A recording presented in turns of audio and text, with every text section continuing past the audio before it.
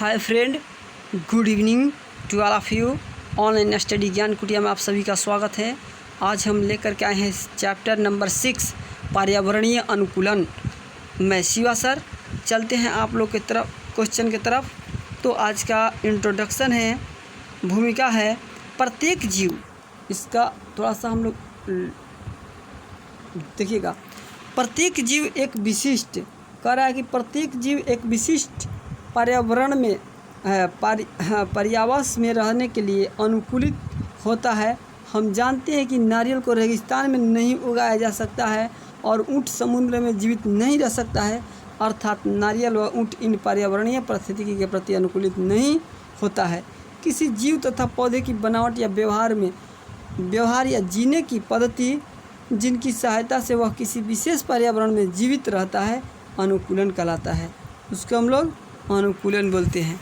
और देखिए अनुकूलन को यहाँ पर जो नारियल है, नारियल ध्यान रखिएगा, ये आपका कोविड-19 को दूर करता है, ये आपका इम्यूनिटी पावर भी बढ़ाता है। इसका जो पानी होता है पीना चाहिए। चलिए नेक्स्ट क्वेश्चन क्या कर रहा है।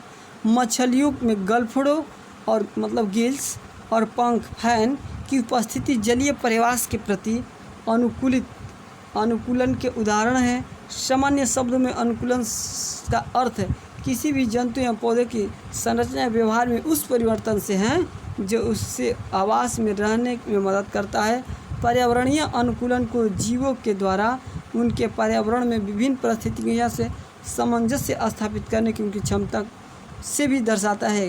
कई पौधे और जीव खास तरह के आवास में जीवित रहने हेतु विशेष रूप से अनुकूलित होते हैं, ठीक है, तथा वे पर्यावरणीय अनुकूलन हेतु विशेष संरचना का विकास कर लेते हैं जो उसके पर्यावरण की मांग के अनुकूलन होती है। यह प्रक्रिया अनुकूलन कहलाती है। अनुकूलन 3 तरह से संपन्न होती है।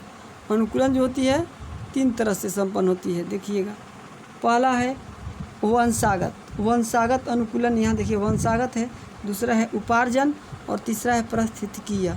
ये पारिस्थितिकीय हो गया। जंतुओं में अनुकूलन भोजन प्राप्ति, आश्रय निर्माण, वंश वृद्धि, सुगमता पूर्वक जीवन जीने की चाहत आदि हेतु शारीरिक में संरचना है क्रियात्मक अस्थायी परिवर्तन के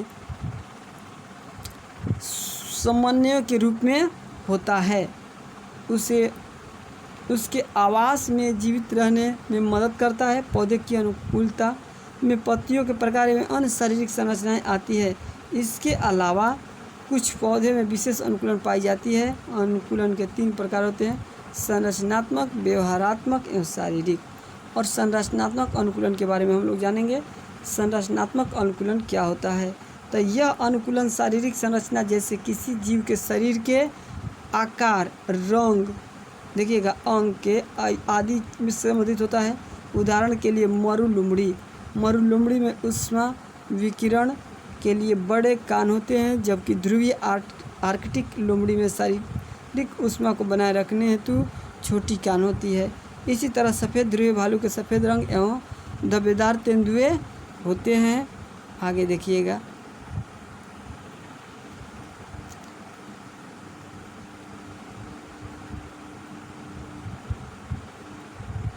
धब्बे उनके भौतिक आवास के क्षेत्र में क्रमशः एक एवं जंगल में अनुकूलन होते हैं। उसके बाद देखिए यहाँ पर दवानल के प्रतिरोध हेतु कुछ की छाल विशेष प्रकार की खुरदरी हो सकती है, ऐसे भी होती है, उनकी खाल में भी चेंजिंग आता है। और देखिए व्यवहारात्मक अनुकूलन क्या होता है, तो जीवों में ऐसा अनुकूलन जो उनके कार्य एवं व्यवहार को प्रभावित करता है, कार्य एवं व्यवहार को प्रभावित करे, व्यवहारात्मक अनुकूलन कहलाता है। यह अनुकूलन जो होता है ये आनुवांशिक रूप से भी प्राप्त किया जा सकता है या सीखा भी जा सकता है, जैसे उपकरण प्रयोग, भाषा, प्रवास आदि। जैसे भालू सर्दी के मौसम में अधिक सोते हैं। व्हेल मछली एवं कई पक्षी सर्दियों में से बचने के हेतु गर्म स्थानों की ओर प्रवास कर जाती है। इस तरह मरुस्थलीय जीव गर्मी के समय में रात में ही अधिकतर कार्यरत रहते हैं, जैसे सांप अपने बिल में रात में निकलते हैं आदि। इसे सुरक्षा अनुकूलन भी कहते हैं। अब देखिएगा यहाँ पर हम लोग पढ़ेंगे शारीरिक अनुकूलन। तो शारीरिक अनुकूलन यह शारीरिक रसायन एवं उपापचय संबंधी होता है, जो कि बाहरी तौर पर सामान्यतया नज़र नहीं आता है, जैसे मरुस्थलीय क्षेत्रों में पाए जाने वाले कंगारू, चूहा आदि अधिक दक्ष किडनी का होना, मच्छरों में रक्त जमाव रोकने हेतु उनकी लार में विशेष यौगिक का पाया जाना आदि। हालांकि जीवों में शारीरिक अनुकूलन की पहचान एवं संबंधी वर्गीकरण करना मुश्किल होता है। क्या होता है? मुश्किल हो जाता है। जीवों का यह विशेष गुण, जीवों का जो ये विशेष गुण होता है ना, एक लंबे समय अंतराल के बाद प्राकृतिक वातावरण प्रक्रिया द्वारा विकसित हुआ है। जीव अपनी उत्तरजीविका के लिए भोजन तथा आवास प्राप्त करने को अपना अंतिम लक्ष्य मानते हैं। यह विशेषता उन्हें विभिन्न पर्यावरणीय तथा क्षेत्र में रहने तथा संघर्ष करने की क्रिया को क्या करती है? क्रिया पर कार्य करती है, बल देती है, प्रदान करती है। कुछ प्राणियों में सहनशीलता सीमा तथा चरम सीमा ऋतु के अनुसार बदलती रहती है। कुछ पर्यावरणीय कारक इनकी सहनशीलता सीमा पार कर जाते हैं तो वह अपने विरामावस्था में आ जाते हैं, वह प्रवास पर चले जाते हैं, या वह अपने आप को दशानुकूलित की स्थिति में ले आते हैं। धीरे धीरे परिवर्तन एवं नए वातावरण की शरीर की क्रियात्मक अनुकूलन को दशानुकूलन कहते हैं। पौधे तथा जीवों में पर्यावरणीय अनुकूलन की विभिन्न युक्तियाँ होती है। और देखिए अब हम लोग इधर चलेंगे, तो इधर हम लोग जानेंगे थोड़ा सा, देखिएगा इधर जानेंगे हम लोग। असमतापी प्राणी जो होते हैं ये एटोथर्म या पोएकिलोथर्मिक जीव के नाम से भी जाने जाते हैं। इन जीवों में वातावरणीय परिवर्तन के साथ स्वयं के शरीर में तापमान को नियंत्रित करने की क्षमता नहीं होती है। ये जीव शीत निष्क्रियता एवं ग्रीष्म निष्क्रियता की प्रक्रिया संपादित करते हैं। असमतापी प्राणियों के उदाहरण है कशेरुकी सरीसृप वर्ग के अंतर्गत उदाहरण आते हैं सांप, छिपकली, कछुआ, मगरमच्छ। उभयचर वर्ग के अंतर्गत आते हैं टोड, उसके बाद मेढक आते हैं, सैलामेंडर आते हैं। मत्स्य के अंतर्गत आते हैं अफ्रीकी लॉन्गफिश, और अकशेरुकी के अंतर्गत मोलस्का आता है। मोलस्का का उदाहरण जो होता है घोंघा होता है। और उसके बाद उत्तरी अमेरिका का मरुस्थलीय कछुआ, मगरमच्छ एवं सैलामेंडर एस्टिवेशन दर्शाते हैं। सरीसृप वर्ग केन टोड ग्रेटर सिरेन एस्टिवेशन दर्शाते हैं। उभयचर वर्ग के अंतर्गत अफ्रीकन लॉन्गफिश भी एस्टिवेशन दर्शाती है। मत्स्य वर्ग स्थलीय घोंघा भी एस्टिवेशन दर्शाता है। और मेढक जो होता है गड्ढा बना करके एस्टिवेशन दर्शाता है।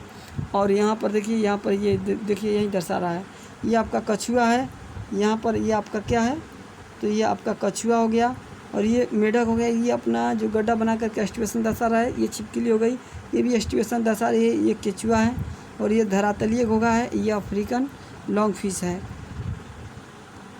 देखिए इन लोग थोड़ा सा ओपन करते हैं, यही हो गया। असमतापीय में ग्रीष्म निष्क्रियता होती है। ये असमतापी है, ताप को बनाए रखने के लिए अपने ये जगह बनाते हैं। और समतापी के थोड़ा सा इधर पढ़ लेंगे।